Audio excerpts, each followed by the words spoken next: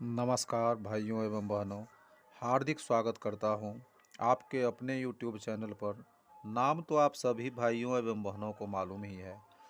आप लोग अपने YouTube चैनल को भूले नहीं, इसलिए फिर एक बार चैनल का नाम स्मरण करवा रहे हैं, हेल्थ जगत RSY। आज आप लोगों के समक्ष उपस्थित हूँ एक नए वीडियो के साथ। आज मैं जो बताने जा रहा हूँ, सारे प्रकृति के स्वास्थ्य के आधार यही है। आज मैं आषाढ़ मास के शुक्ल पक्ष की एकादशी तिथि के विषय में बताने जा रहा हूँ। इस एकादशी तिथि को देवसैनी एकादशी या हरिसैनी एकादशी के नाम से भी जाना जाता है। देवसैनी एकादशी अर्थात देवताओं के शयन की एकादशी, अर्थात इस दिन से भगवान विष्णु सहित सभी देवता योग निद्रा में चले जाते हैं, जबकि प्रकृति के संचालन का दायित्व भगवान शिव के जिम्मेवारी में रहता है, क्योंकि इस 4 महीने में भगवान शिव का परिवार जागता रहता है। हिंदू धर्म में इस एकादशी का विशेष महत्व है। धार्मिक शास्त्र के अनुसार देवसैनी एकादशी के बाद 4 महीने तक कोई भी शुभ कार्य नहीं किया जाता है। 4 महीने बाद देव उठनी एकादशी आती है, जो कार्तिक के महीने में आती है।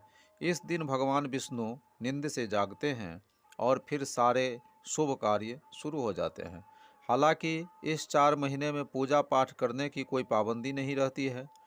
अब आप लोगों को देवसैनी एकादशी तिथि की शुभ मुहूर्त एवं पारण का समय बताते हैं।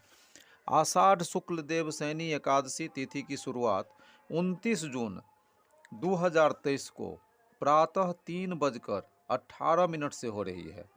आषाढ़ शुक्ल देवसैनी एकादशी तिथि का समापन 30 जून 2023 प्रातः 2:42 पर है। देवसैनी एकादशी व्रत पारण का समय 30 जून को दोपहर 1:40 से शाम को 4:36 तक है। देवसैनी एकादशी की पूजा विधि बता रहे हैं। इस दिन सुबह स्नान कर हाथ में जल लेकर व्रत का संकल्प ले। उसके बाद भगवान विष्णु और माता लक्ष्मी को मंदिर में आसन पर बिठाएं। ध्यान रहे, आसन पर पीले रंग का कपड़े बिछाएं।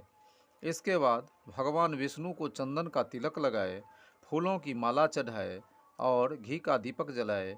एकादशी के दिन दान करने से पुण्य की प्राप्ति होती है और सभी मनोकामनाएं पूर्ण होती हैं। एकादशी करने के बाद आप एकादशी व्रत कथा सुनना न भूलें। देवसैनी एकादशी पूजा के बाद यह व्रत कथा जरूर पढ़नी चाहिए या सुननी चाहिए। अब आप लोगों को देवसैनी एकादशी व्रत की कथा सुना रहा हूँ। एक बार श्री कृष्ण भगवान से युधिष्ठिर ने पूछा कि आषाढ़ महीने की शुक्ल पक्ष की एकादशी का क्या महत्व है। तब श्री कृष्ण भगवान ने बताया कि इस एकादशी को देवसैनी एकादशी कहा जाता है। एक बार नारद मुनि ने ब्रह्मा जी से इसके महत्व और विधि के बारे में पूछा, तो ब्रह्मा जी ने इस व्रत की कथा सुनाई। ब्रह्मा जी ने कहा, इस व्रत को पद्मा एकादशी भी कहा जाता है।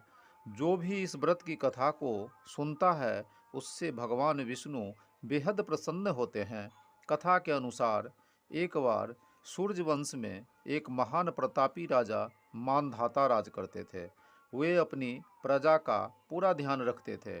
धन धान्य से परिपूर्ण उनके राज्य में कभी अकाल नहीं पड़ा था। लेकिन एक बार लगातार 3 वर्षों तक बारिश नहीं हुई और भयंकर अकाल पड़ गया। अकाल पड़ने के कारण प्रजा को काफ़ी परेशानियों का सामना करना पड़ा। धन अनाज की कमी होने के कारण सारे धार्मिक कार्य बंद हो गए। तब राजा तक यह बात पहुंची, तो राजा मानधाता ने जंगल में अंगिरा ऋषि के आश्रम में पहुँचे। तब ऋषि ने राजा को जंगल में आने का कारण पूछा, तो राजा ने सारी बात बताई।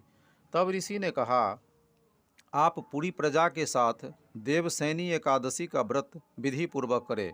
ऐसा करने से प्रजा को अकाल से मुक्ति मिलेगी। तब राजा ने अपनी प्रजा के साथ देवशयनी एकादशी का व्रत किया।